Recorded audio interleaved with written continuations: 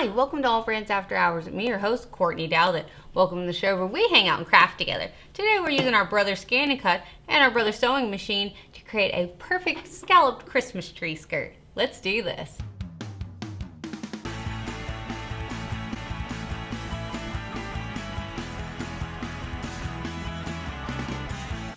And this, my friends, is what we're going to call the video that almost wasn't. If you notice, my voice is not matching up with my lips. The audio is completely gone in this video. So I'm going to voice over the whole thing because I love this project so much, I can't let it go. So I had an idea from my head, and I knew I needed to make it a reality, which was a scalloped tree skirt. Now, Courtney, scalloped tree skirts exist. What do you mean?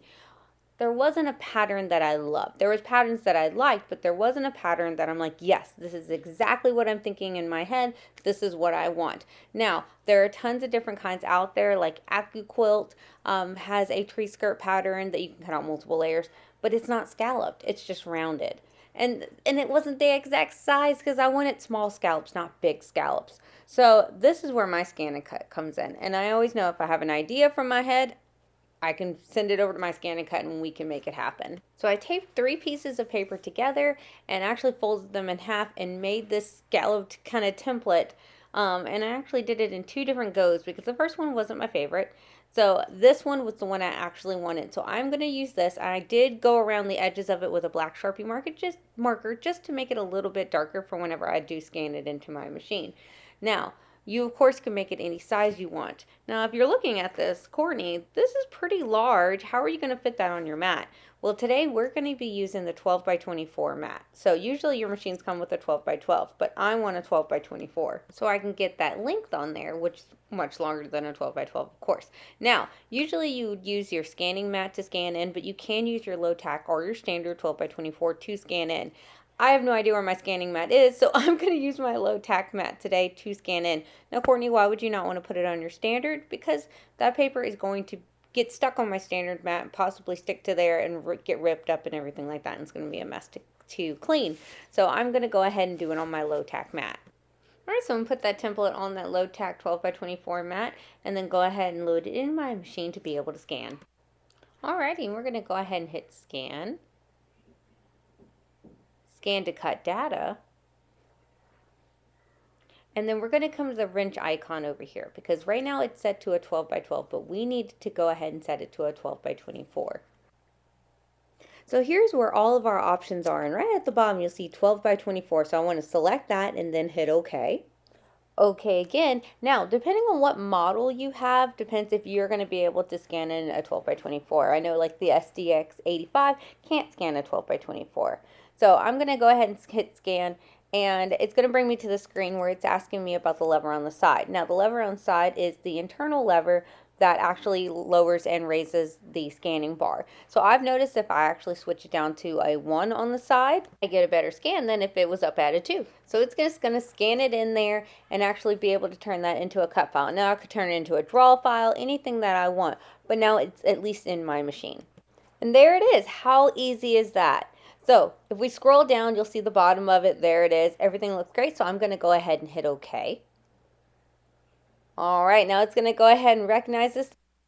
All right, and there's our design. Now we have multiple options with this. We could tell it, hey, I just want the outside of it, which is what I need for this project. Or I could say I want the inside and outside, and it would actually create like a border around.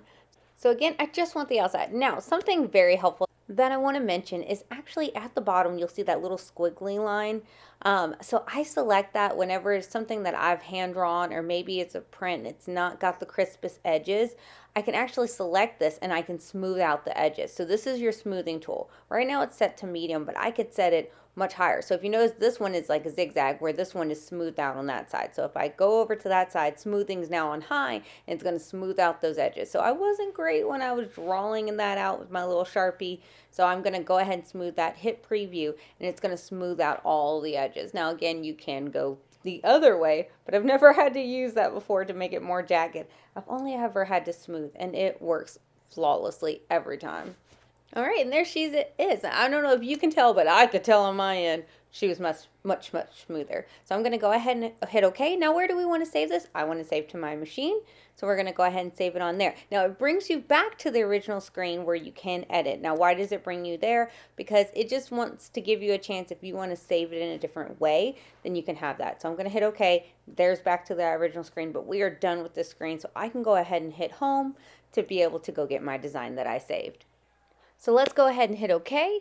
We're going to go retrieve data. Now where are we retrieving it from? Of course, our machine is where we saved it. And then if we scroll all the way down to the bottom, we're going to see our design right here. So I'm going to retrieve it in, and there she is. She looks great, so I'm going to go ahead and hit OK. And then it's going to bring it into my editing screen. So the design came together as one solid piece. So it's not a bunch of individual pieces. It is one solid piece right now. So I'm going to go ahead and I'm going to hit Edit, Object Edit, and Rotate. So I'm actually going to rotate this just a little bit because I want it kind of more parallel with the side so I can fit a whole nother one in right here. So I've got that. I'm going to hit OK. I'm going to go to my add and tell it that I want a second one of these. Hit OK. And now it's bringing in a second one. Now you're like, Courtney, how are you going to be able to do that? It's still overlapping. We're going to rotate it again, but we're going to rotate it 90 degrees this time. And then 90 degrees again, so we completely have it turned around, and look how well it fits. Look at that. That is so good. And I still have all this space down here that I'm not even cutting anything. So I'm going to go ahead to the top, and I can move it a little bit up. I can move it closer if I wanted to move it closer, because it can cut super close to each other. Whatever I want that's best going to use my fabric, or I'm not wasting any of my fabric. How good is that? Oh, I love it. Okay, so let's hit OK. And then we're going to hit OK again. OK again one more time. And I could scan it in my fabric, but I mean, I know where it is. I don't think I really, as long as I think it was like 20 inches, I knew if I stayed around there that I would be totally fine. So I could go ahead and hit OK and ready to go to be able to cut this. There we go. Please select, and we want to cut. Alrighty, now for what we're doing today, we have two different blade options that we could choose between. We could do our thin fabric blade, this one right here, or we could do our rotary blade, which I love them both, but everyone knows the rotary blade is my favorite. Why? Because I know it does a great job every time. Not that the thin blade fabric blade doesn't, but this rotary blade is super careful with it. Now, I am going to have to use a standard mat because there's not a fabric 12 by 24 mat, and so I really want to make sure that my blade is super careful with it. So this is my purple standard mat. Yes, I know, crazy to me that they don't have a 12 by 24 fabric mat. Brother, get on that, please, because we want that 12 by 24 fabric mat. It would be fantastic for things like this, or large appliques that we want to put on a quilt. That would be fantastic to be able to do on there. So I'm really hoping they come with a 12 by 24 fabric mat. Believe me, I have asked until I'm blue in the face. Alrighty, so I'm going to go ahead and put my fabric on there. This is 100% non-treated cotton fabric. So nothing, I didn't even put like Ethereal Magic, no starch to it at all. Now I do love Ethereal Magic, but if I know I'm going to be doing a lot of these and they're pretty large, I'm not gonna do it. I'm just gonna go for it. So this is on a fairly new standard mat. I am, later on, you'll notice while I'm cutting, I did go back and put a few little bits of tape around the edges just to give it a due diligence. I'm even going in with my brayer tool. I'm giving this the best chance it can get. Now, if I had a 12 by 24 fabric mat, brother, I wouldn't have to do this. I would just put the fabric on there and go. So if you're cutting out fabric with a regular 12 by 12, get the fabric mat. If your machine can take the fabric mat, get the fabric mat. It works great. Look, even Courtney on there, she's like, get that fabric mat. It works fantastic. But like I said, the 12 by 24 fabric mat does not exist, so we are doing what we can with what we got. All right, so let's go ahead. We're going to load this into our machine. Everything looks great. Let's hit start. All right, there we go. All right, and there she goes. And if you notice, I did put a few bits of those tapes just to give myself a little bit of insurance. Again, wouldn't have to do this if I had a fabric mat. Now, there is a thing called a high tack support sheet that you can put on there. They come in a 12 by 12, and they are meant to be added to your mats, usually your low tack, but you can do it to a standard. And it makes it stickier like a fabric mat. Now, those aren't meant to be put on forever, so you are going to have to take it off once it's been kind of worn down, and it doesn't come off in one clean sheet. It comes off in pieces, and that kind of drives me insane, but they get the job done. So again, it comes in a 12 by 12, so you would need two of them, of course, to cover your 12 by 24 mat. So I usually use my low tack mat, but it's 100% up to you. If you have a standard mat that's just kind of seeing its day, it's getting to the end of its life, go ahead and use that one. Alrighty, and she's done. So that just took no time at all, dear goodness. So I'm going to go ahead and unload her. And then I am going to take off the little tape bits that I did put on there for security. I didn't put many, but I did put a few just to be cautious again. Use the high tack support sheets. You'll be fine now. If you're doing a 12 by 12 fabric mat, you won't even have to think about this. It's fantastic. Alrighty, is everybody ready to take it off the mat? Dun, da, da, da. Gorgeous. Now, there were a few bits that did stay. It's like one thread, which drives me insane, but one little bitty thread. So I just take my snips and I snip those off real fast. Again, it's one thread. It's fibers. You'll be fine. There we go. There we go. So it saves me a lot of trouble of having to use my scissors quite a lot. There she is. How neat is that? I love it. I love it. So I was able to cut 2 at a time because we did rotate the other one. So I have the other one right here. So for this design that's in my head, I'm going to need 8 of this color fabric and then 8 of the other color fabric because they switch off colors. And then I have my backing fabric and my batting. So I'm going to run the, what is it, say of 2. So I only need to run this a handful of times and then I'll run my green and then I'll have all of my pieces. Now I'm not going to make you watch me do every single one of these pieces. Of course not. But of course I do have to show you where it cut out because I'm such a silly person when it comes to this, because if you don't have a lot of fabric and you want to use every little bit up, look at this.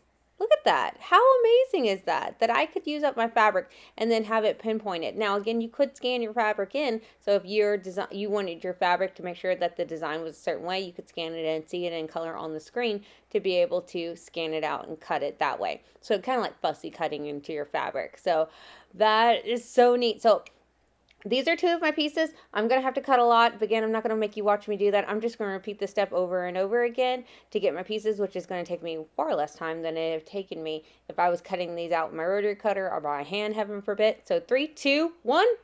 There are all my pieces. How easy that was that. So I've got my pretty green, my forest green, and then I've got my pretty red on there. And I even decided I'm going to use my rhinestone tool. If you don't see it right next to me, it's my Hot Fix rhinestone tool to rhinestone the berries on that red fabric that I had the little holly berries. How cute is that going to be? And I will get to show you that up close a little bit later. But I was very excited about it. Now the ScanNCut part is always my favorite, but I do enjoy sewing. So I'm going to go ahead and start laying them out. So we've got the green and then we go to our red. It's so cute. She's having a moment. And we're going to switch them back and forth. So whenever I bring them over to my sewing machine, what I'm going to do is put them right sides together and sew them just long way. Just on the long way where they're touching each other. This is how I have them now. Adding more and more pieces, alternating colors as I go. So let's jump over to my sewing machine to start stitching these on together. Now, since these were cut out with my ScanNCut, they perfectly line up and it's so good. So I'm going to go ahead and do that. Realized my fabric was a little bit wrinkly, so I'm hitting it with my reliable iron. Y'all, they got my husband at Houston Quilt Festival and he bought this iron 100% without me. I do love it though, so I can't say anything, but it's really good. So again, we're sewing completely down the side. So we're going to go all the way from the top all the way to the bottom. And I do have some wonder clips in there just to help me keep things aligned. Yes, they're cut perfectly and they match up perfectly, but sometimes I shift things out. Now, Courtney, why isn't your sewing arm on there? Oh, I cannot find it to save my life. I don't know what I did. So we're doing this with the free arm, okay, y'all? I was doing it and it worked out beautifully, okay? Alright, and when I do take this off, I am going to bring this over to my iron and I am going to press my seams, okay? I'm being good this project. I'm going to do my due diligence and pressing your seams is one of them. Plus, it never hurts because usually I ball up my material and I wait in between to actually sew something else. So usually it needs a good ironing anyways. There we go. I'm opening my seams up. Just now, if you want to press to the dark side or if you want to open up your seams, it's 100% up to you. How cute is that already? Oh. All right, so we got our other red piece. I'm going to lay there on top, line them up, and then stitch down the left-hand side and to go ahead and connect those. And then again, going down the route to be able to sew all this all together. And I can't tell you how nice it is that everything's matching up so perfectly because I cut it on the ScanNCut. If I hand cut it, things do not match up perfectly. So if you see this, I'm sewing, coming right to the end of this. and it's literally matches up so perfectly. And he's starting to make that circle that's going to be the inside of where our tree skirt's going to go. So you just keep repeating yourself. You're going to add the next color. I mean, you could make yours a solid color. You can make it multiple colors, whatever you want. And you end up with the cutest little topper. Oh, I love this so much. And it matches my Christmas colors perfectly. Now, I flipped it upside down, and I've got the backing fabric, that red fabric, so right sides together, and then underneath that red fabric I have my batting. You don't have to do the batting if you don't want to. I like the little extra oomph, and I'm going to do something special in the corners of the scallops to even make it a little bit fluffier, so I need my batting. Now, if you notice, I did not cut my backing fabric or my batting, and I'm just putting it in my machine. It's pinned a lot, so it's not going to shift around at all. But this way, I only have to cut that once. I don't like using hand scissors. That's why I use the ScanNCut. It's because my hands can't do it for a long period of time. So this way, I only have to cut one time. So I'm just going to go ahead and sew it. I am going to leave a small opening so I can flip right sides out.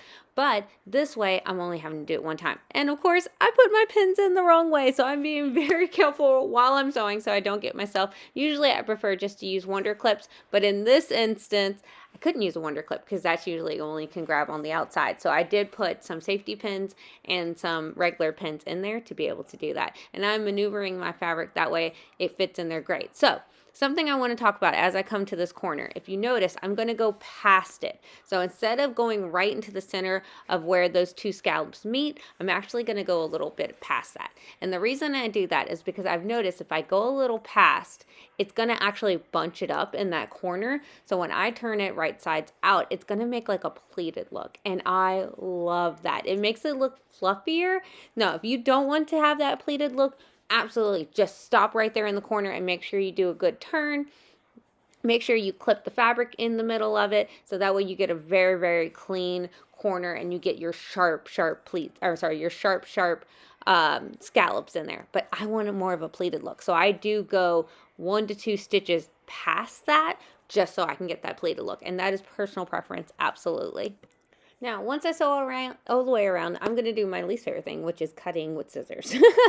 So I'm going all the way around this, and how much easier is this just to cut out with some good fabric scissors one time? So I'm not having to cut my backing and my batting separately. I just do it at one time, and I go as close to that fabric as I possibly can. Now, since it's laid out so perfectly, there's even that gap that I can actually cut to go in between so I can get to the circle part, and I'm not actually having to cut, you know, any of my topper on there because it's laid so perfectly, if I do say so myself, and I do. So we're going to go up there, and then there's just that little sliver, perfect.